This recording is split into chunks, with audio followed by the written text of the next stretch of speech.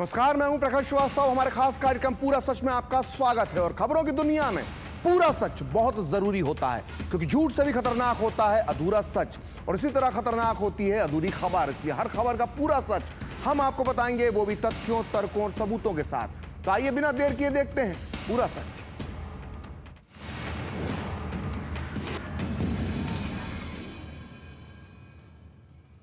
आज से 7 दशक पहले इस देश के महान नेताओं ने मिलकर भारत के महान संविधान की रचना की थी। हमारे महान नेताओं ने संविधान के एक एक अनुच्छेद पर बारीकी से गहन चर्चा की। तर्क आए, तथ्य आए, विचार आए, आस्था की चर्चा हुई, विश्वास की चर्चा हुई, सपनों की चर्चा हुई और संकल्पों की चर्चा हुई। एक प्रकार से भारत के हर कोने के सपनों को शब्दों में गढ़ने का भरपूर प्रयास किया गया। फिर तैयार हुआ भारत का संविधान, भारत का सर्वोच्च कानून, जो शासन प्रशासन का धर्म ग्रंथ है। और आज इसी संविधान पर देश की संसद में खास चर्चा की शुरुआत हुई, क्योंकि यह संविधान के 75 साल पूरे होने का वर्ष है। लेकिन आज संसद में संविधान पर चर्चा के दौरान हमारे आज के नेताओं ने एक दूसरे पर तीखे आरोप भी लगाए। विपक्ष का कहना था कि संविधान खतरे में है, तो सत्ता पक्ष ने विपक्ष को आईना दिखाया और बताया कि किसने और कब संविधान से खिलवाड़ किया था। आज चर्चा की शुरुआत रक्षा मंत्री राजनाथ सिंह ने की, और अपनी 1 घंटे 10 मिनट की स्पीच में राजनाथ सिंह ने कांग्रेस पर संविधान बदलने, चुनी हुई सरकारों को गिराने, संविधान से ऊपर अपना स्वार्थ पूरा करने और इमरजेंसी के जरिए संविधान को नुकसान पहुंचाने के आरोप लगाए। वहीं आज प्रियंका गांधी संसद में पहली बार भाषण देते हुए उन्होंने कहा कि नेहरू जी के जमाने में पहले क्या हुआ उसे अब बताने से कोई मतलब नहीं है। इस आरोप प्रत्यारोप का असली पूरा सच क्या है, ये आज हम आपको बताएंगे। आज पूरा सच में आपको संविधान की सच्ची कहानी सुनाएंगे। आज हम आपको बताएंगे कि पहली बार किसने बदला था भारत का संविधान। और ये प्रियंका गांधी के लिए बहुत जानकारी नहीं होगी। किसने बनाया था कुर्सी बचाने के लिए मिनी संविधान, ये भी प्रियंका गांधी को मालूम होना चाहिए। आज हम आपको भारत के संविधान के सफर का पूरा सच बताएंगे। लेकिन उसके पहले सुनते हैं कि राजनाथ सिंह और प्रियंका गांधी ने कैसे एक दूसरे पर हमला बोला।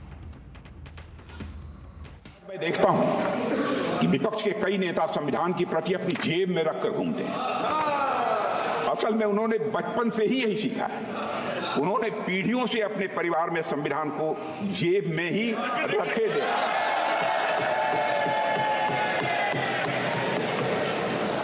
लेकिन अध्यक्ष महोदय, भारतीय जनता पार्टी संविधान को सिर माथे पर लगाती है। संविधान के मूल्य हमारे लिए कहने या दिखाने भर की बात नहीं है अध्यक्ष महोदय, कहने या दिखाने भर की यह बात नहीं है। संविधान के मूल्य, संविधान के द्वारा दिखाया गया मार्ग, संविधान के सिद्धांत हमारे मन में, वचन में, कर्म में हर जगह दिखाई पड़ेंगे अध्यक्ष। आज संसद में बैठे हुए सत्ता पक्ष के मेरे साथी ज्यादा से ज्यादा अतीत की बातें करते हैं। 1921 में क्या हुआ, कब हुआ, नेहरू जी ने क्या किया। अरे वर्तमान की बात करिए, देश को बताइए आप क्या कर रहे हैं, आपकी जिम्मेदारी क्या है। कि सारी जिम्मेदारी जवाहरलाल नेहरू की है। तो आज संसद में संविधान पर चर्चा के दौरान प्रियंका गांधी ने देश के पहले प्रधानमंत्री जवाहरलाल नेहरू का नाम लिया। उन्होंने बीजेपी से सवाल पूछते हुए कहा कि क्या सारी जिम्मेदारी नेहरू जी की है। दरअसल प्रियंका गांधी को नेहरू का नाम तो प्रियंका गांधी ने उछाल दिया, लेकिन उन्हें शायद पता नहीं है कि संविधान के साथ पहली बार छेड़छाड़ किसने की थी। अब मेरा सवाल आपसे है, क्या आपने भी कभी यह सोचा है कि सबसे पहले संविधान का गला घोटने वाले लोग कौन थे? ना आपने पूछा, ना किसी ने आपको बताया, और आप पूछते भी कैसे जब सब कुछ इतिहास से मिटाने की कोशिश की गई। अब समझिए संविधान का गला घोटने वाले लोग कौन थे, और यह बात प्रियंका गांधी को भी पता होना चाहिए। देश का संविधान बनने के महज 15 महीने बाद ही संविधान पर सबसे पहले नेहरू सरकार ने कुठाराघात किया था। आर्टिकल 19, जो इस देश के नागरिकों को विचार और अभिव्यक्ति की स्वतंत्रता का अधिकार देता है, उसमें संशोधन के जरिए बदलाव कर नागरिकों के अधिकार कम किए गए। जिन पंडित जवाहरलाल नेहरू को फ्रीडम ऑफ स्पीच का मसीहा बताया जाता है, उनके फरमान पर संविधान में पहला संशोधन किया गया और इस संशोधन के जरिए प्रेस की आजादी पर अंकुश लगाने की कोशिश की गई। तब क्या हुआ था, यह आज उन लोगों को जरूर सुनना चाहिए जो प्रेस की आजादी पर, मीडिया की फ्रीडम पर बड़ी बड़ी बातें करते हैं। दरअसल ये पूरा मामला फरवरी 1950 का है। देश में नया नया संविधान लागू हुआ था और इसी दौरान पाकिस्तान और पूर्वी पाकिस्तान यानी वर्तमान बांग्लादेश में हिंदुओं के खिलाफ जबरदस्त हिंसा हो रही थी, जिसमें हजारों हिंदू मारे गए थे और लाखों लाख हिंदू जान बचाकर पाकिस्तान से भारत आ गए थे। नेहरू सरकार पर पाकिस्तान के खिलाफ एक्शन लेने का दबाव था, लेकिन नेहरू ने एक्शन लेने के बजाय पाकिस्तान के प्रधानमंत्री लियाकत अली खान के साथ समझौता करना जरूरी समझा। इसे हम नेहरू लियाकत पैक्ट के नाम से जानते हैं। इसी दौरान, अब ध्यान से सुनिए, इसी दौरान राष्ट्रीय स्वयंसेवक संघ यानी आरएसएस के मुखपत्र ऑर्गेनाइजर ने नेहरू सरकार की पाकिस्तान नीति की आलोचना करते हुए कुछ लेख छापे। इन लेखों की हेडलाइन थी 6 प्रश्न, खलनायक बाना मूर्ख, जिसमें नेहरू सरकार की आलोचना की गई कि वो हिंदुओं को सुरक्षा देने में नाकाम साबित हो रही है। और नेहरू को ये इतना बुरा लगा कि ऑर्गेनाइजर पर प्री सेंसरशिप लगा दी गई, यानी लेख छापने से पहले उसे सरकार को दिखाए जाने और अप्रूवल लेने के आदेश दिए गए। नेहरू को इसमें छपा अपना कार्टून, ऑर्गेनाइजर में छपा अपना कार्टून इतना बुरा लगा कि इस मैगजीन को अपने कार्टून भी सरकार से अप्रूव करवाने के आदेश दिए गए। वहीं वामपंथी विचारधारा को मानने वाली साप्ताहिक अखबार क्रॉस रोड्स में भी नेहरू सरकार की आलोचना छापी जाती थी। क्रॉस रोड्स ने ऐसा ही एक खबर में बताया था कि दक्षिण भारत के सालेम जेल में 22 कम्युनिस्ट के कैदियों को पुलिस ने गोली मार दी है। इसी से भड़ककर कांग्रेस की मद्रास प्रेसिडेंसी की सरकार ने क्रॉस रोड्स पर प्रतिबंध लगा दिया। इसके खिलाफ क्रॉस रोड्स ने सुप्रीम कोर्ट का दरवाजा खटखटाया। वहीं आरएसएस के मुखपत्र ऑर्गेनाइजर ने भी सुप्रीम कोर्ट की शरण ली और ऑर्गेनाइजर और क्रॉस रोड्स ने सुप्रीम कोर्ट में नेहरू सरकार पर अनुच्छेद 19 के उल्लंघन का आरोप लगाया। 10 अप्रैल 1950 को सुप्रीम कोर्ट ने इन आरोपों को सही मानते हुए ऑर्गेनाइजर और क्रॉस रोड्स के पक्ष में फैसला सुना दिया। सुप्रीम कोर्ट में अपनी सरकार के खिलाफ फैसला आने से पीएम नेहरू बुरी तरह से नाराज हो गए और उन्होंने संविधान के आर्टिकल 19 को बदलने का फैसला ले लिया और आखिरकार प्रधानमंत्री जवाहरलाल नेहरू ने 12 मई 1951 को संसद में पहला संविधान संशोधन विधेयक पेश किया और तीखी बहस के बाद ये 2 जून 1951 को पहला संविधान संशोधन जो था विधेयक वो पास हो गया, जिसमें नागरिकों की आजादी, फ्रीडम ऑफ स्पीच और प्रेस की आजादी के पर कतरे गए थे। ये थे फ्रीडम ऑफ स्पीच के लंबरदार हमारे प्रथम प्रधानमंत्री पंडित जवाहरलाल नेहरू। तो इस तरह नेहरू जी की जिद के आगे किसी की ना चली और संविधान में संशोधन कर दिया गया। सोचिए जिस संविधान को हमारे देश ने इतनी शानो शौकत से लागू किया था उसे महज 15 से 16-17 महीनों के अंदर ही बदल दिया गया। और यह बदलाव क्या था? प्रेस की आजादी का गला घोटना। सुनिए, नेहरू ने तब संसद में इसी विषय पर बोलते हुए 29 मई 1951 को क्या कहा था। नेहरू जी ने कहा था कि दुनिया में माफ कीजिएगा, दुनिया में हर आजादी की एक सीमा होती है। अगर प्रेस को आजादी का लाभ उठाना है तो उसे बैलेंस ऑफ माइंड होना चाहिए, जो उसमें शायद ही कभी होता है। नेहरू जी आगे कहते हैं कि प्रेस दोनों का लाभ एक साथ नहीं ले सकती, कि वो आजाद तो रहे लेकिन उसमें संतुलन ना हो यानी कि बैलेंस ना हो। तो जब नेहरू सरकार भारत के संविधान में पहला संशोधन कर रही थी तब संसद के अंदर और बाहर इसका जबरदस्त विरोध हो रहा था। उस वक्त का मीडिया, बुद्धिजीवी वर्ग, व्यापारी, उद्योगपति, संविधान के जानकार, वकील सभी घोर विरोध कर रहे थे और देश भर के पत्रकारों के प्रतिनिधि मंडल ने नेहरू से मुलाकातें भी की। उनसे ये गुजारिश की कि सरकार इस तरह से प्रेस की आजादी का दमन वाला संशोधन नहीं करना चाहिए। सरकार को हर किसी का मानना था कि संशोधन का मकसद सरकार की आलोचना करने वालों का गला घोटना है। इनमें प्रमुख थे तत्कालीन राष्ट्रपति डॉक्टर राजेंद्र प्रसाद जैसे कई बड़े नेता। पहले संविधान संशोधन विधेयक पर चर्चा के ठीक पहले लोकसभा अध्यक्ष जो समय के थे मावलंकर साहब, उन्होंने नेहरू को पत्र लिखकर अपनी आपत्तियां जताई। राष्ट्रपति डॉक्टर राजेंद्र प्रसाद का कहना था कि अभिव्यक्ति की आजादी पर अंकुश लगाने का कोई आवश्यक कारण नहीं दिखता। इसके अलावा संसद के अंदर श्यामा प्रसाद मुखर्जी, आचार्य कृपलानी, हरि विष्णु कामत यानी HV कामत, नजीरुद्दीन अहमद और हृदयनाथ कुंजरू ने सरकार पर जबरदस्त हमला बोला। ये वो नेता थे जिन्होंने इस देश का संविधान बनाने में योगदान दिया था। संसद में जब संशोधन पर बहस हो रही थी तो नेहरू ने गुस्से में श्यामा प्रसाद मुखर्जी को झूठा होने का उन पर आरोप लगा दिया, जिस पर डॉक्टर मुखर्जी ने नेहरू को तानाशाह कह डाला। भारतीय जनसंघ की स्थापना करने वाले श्यामा प्रसाद मुखर्जी ने इसका विरोध करते हुए जो कहा था उसे ध्यान से सुनना चाहिए। उन्होंने कहा था कि नेहरू सरकार ने संविधान के मौलिक सिद्धांतों को पलट दिया है, जिससे नागरिक स्वतंत्रता से में सरकार का हस्तक्षेप बढ़ेगा और अलोकतांत्रिक कदम उठाए जाएंगे, ये श्यामा प्रसाद मुखर्जी ने कहा था। तो आज जो दिन भर संविधान चिल्लाते हैं, जो संविधान बदलने की अफवाह फैलाते हैं, उन्हें पता होना चाहिए कि संविधान का पहला संशोधन करते समय उनके पितृपुरुष पंडित जवाहरलाल नेहरू ने क्या कहा था। नेहरू ने 29 मई 1951 को कहा था कि एक ऐसा संविधान जो अपरिवर्तनीय है और स्थिर है, भले ही वो कितना अच्छा हो, कितना भी परफेक्ट हो, वो एक ऐसा संविधान है जो अब काम का नहीं रहा। ये पहले से ही बूढ़ा होने लगा है और धीरे धीरे अपनी मौत की तरफ बढ़ रहा है। जिंदा रहने के लिए संविधान को विकसित होते रहना चाहिए, उसे अनुकूलनीय, लचीला और परिवर्तनशील होना चाहिए। ये थे नेहरू जी के शब्द। तो हमारे महान देश के महान संविधान की प्रस्तावना में लिखा गया है हम लोग। ये दो शब्द नागरिकों की इच्छा को दर्शाते हैं, लेकिन इस इच्छा को, इस अधिकार को उस समय कुचल दिया गया जब भारत के लोकतंत्र पर इमरजेंसी थोप दी गई। 1975 से 1977 के बीच इमरजेंसी के 19 महीने न केवल भारतीय लोकतंत्र पर एक काला दाग है, बल्कि वो भारत के संविधान के लिए भी एक अंधे युग के समान है। इमरजेंसी लादने वाली तत्कालीन प्रधानमंत्री पर तानाशाही इस कदर हावी हो गई थी कि उन्होंने इस दौरान 5 संविधान संशोधन किए, 5।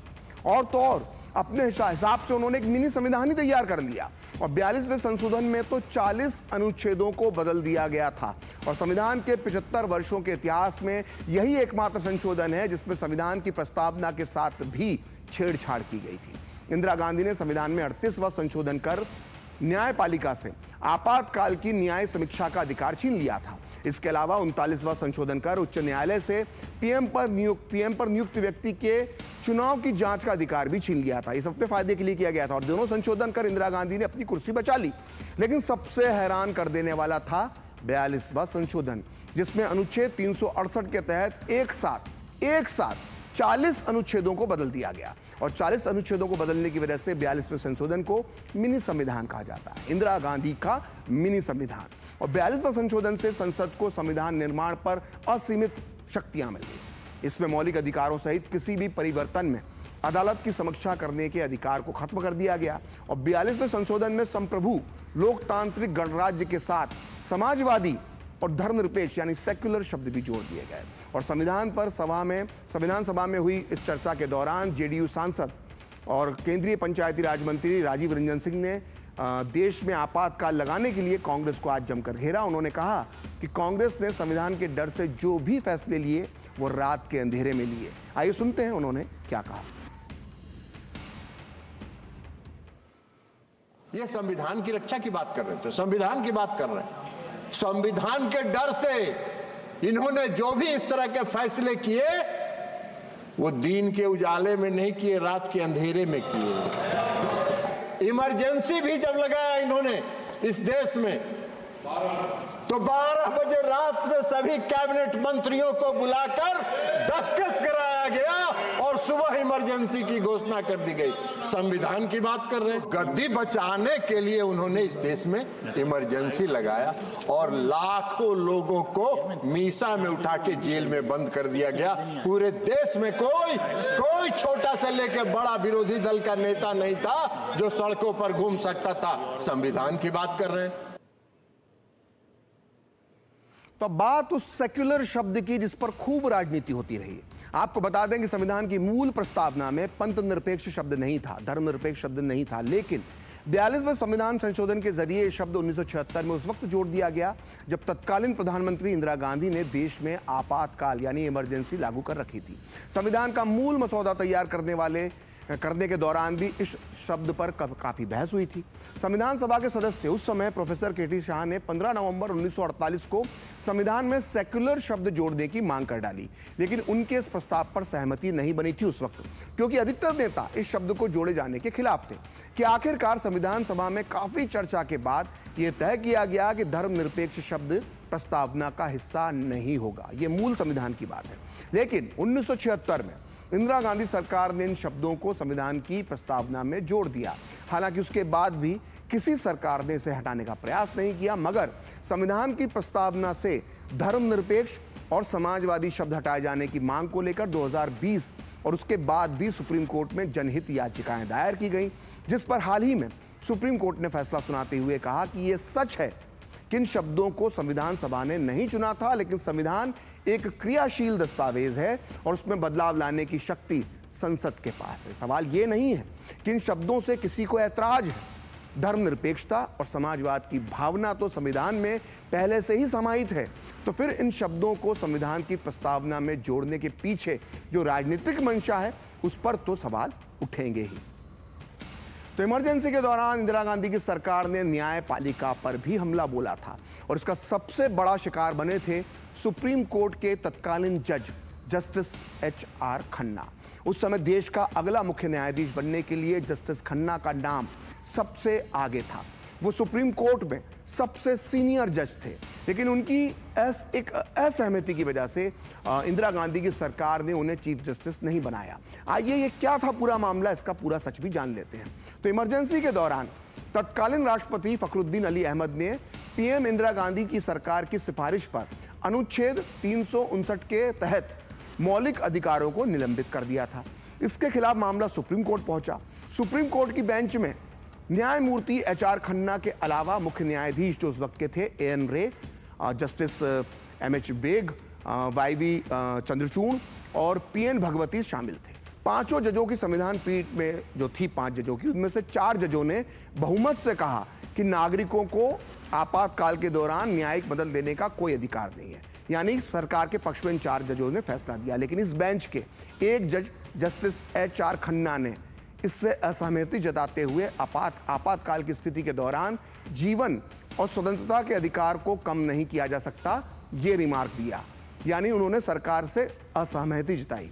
बस फिर क्या था, कुछ महीनों के बाद जनवरी 1977 में जब मुख्य न्यायाधीश AN रे का कार्यकाल समाप्त हुआ तो सबसे वरिष्ठ जज जस्टिस खन्ना को नजरअंदाज कर दिया गया और उनके बजाय जस्टिस MH बेग को भारत का चीफ जस्टिस बना दिया गया।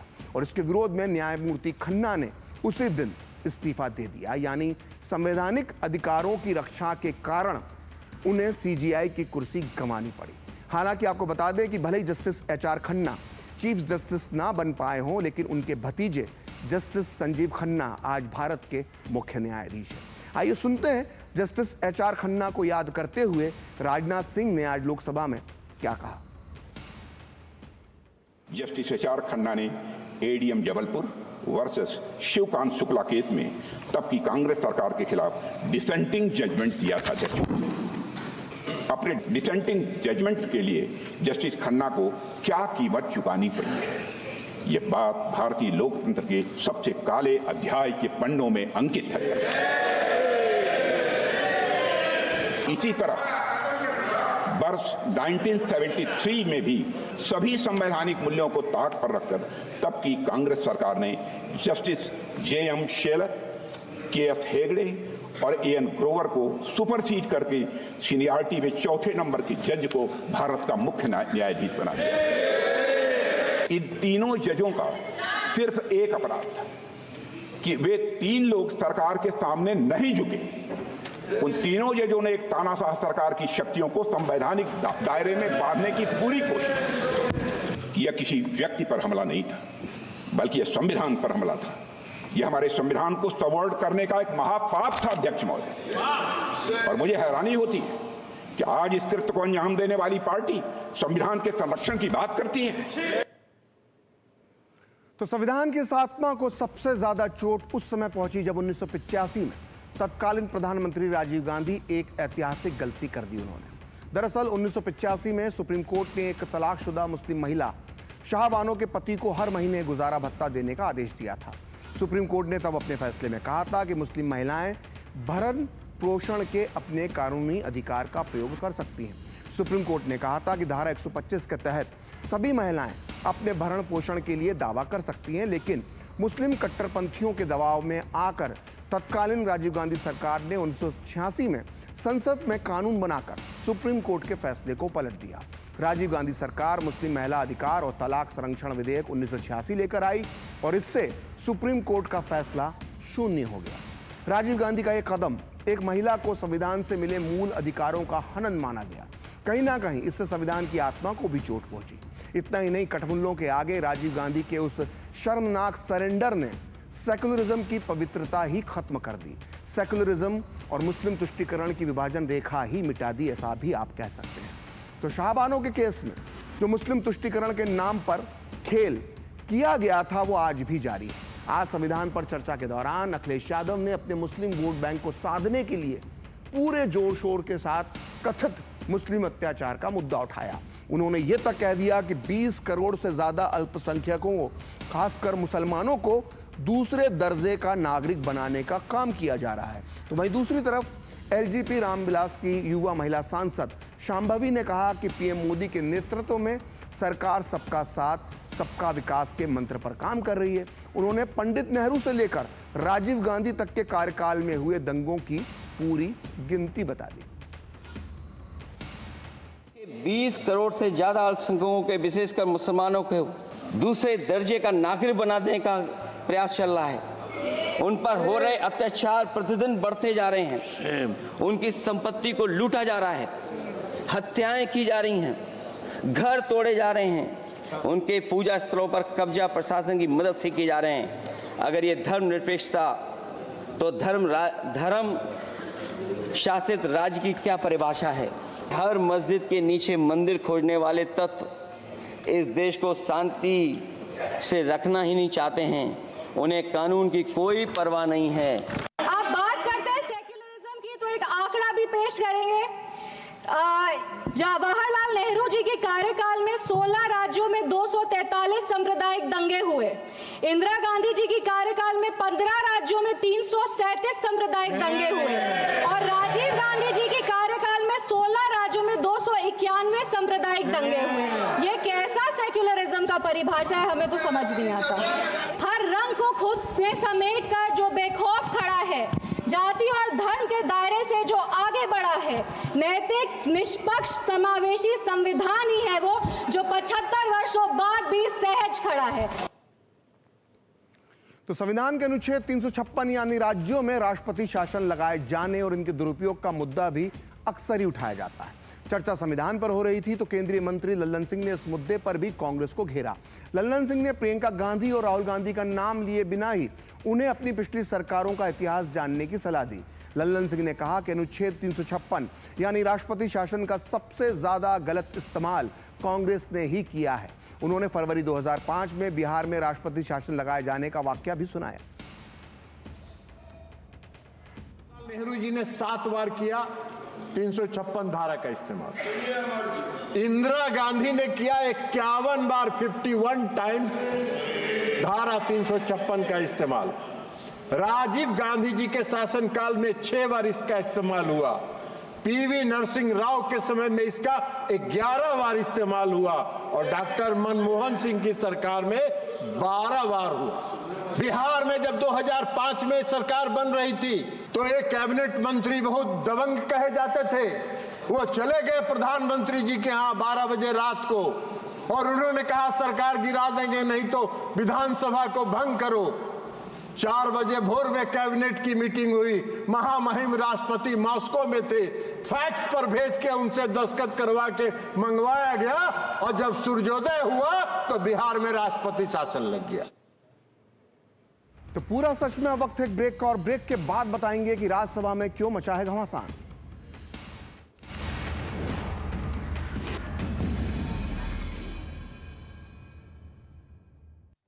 बढ़िया है, प्राकृतिक हल्दी, मिर्ची, धनिया। नहीं, मिर्ची, धनिया, हल्दी, MDH।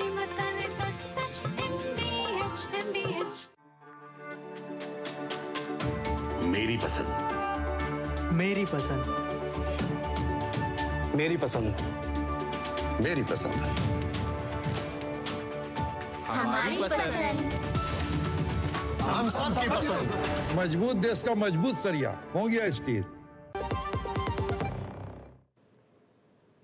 तो ब्रेक के बाद पूरा सच में फिर आपका स्वागत है। और राज्यसभा में विपक्षी दलों की ओर से सभापति के खिलाफ दिया गया अविश्वास प्रस्ताव के नोटिस के बाद टकराव बढ़ता नजर आ रहा है। राज्यसभा में आज फिर से सभापति जगदीप धनखड़ और नेता प्रतिपक्ष मल्लिकार्जुन खड़गे के बीच तीखी तकरार देखने को मिली। सभापति ने कहा कि विपक्ष दिन रात केवल उनके खिलाफ अभियान चला रहा है। हालांकि उन्होंने कहा कि यह अभियान उनके खिलाफ नहीं बल्कि उनकी श्रेणी के खिलाफ है। सभापति ने कहा कि वो किसान के बेटे हैं और झुकेंगे नहीं। तो खड़गे ने भी कहा कि वो मजदूर के बेटे हैं, जिसके बाद इस मुद्दे पर सरकार की ओर से तमाम दलों के नेताओं ने खड़गे के व्यवहार की जमकर निंदा की।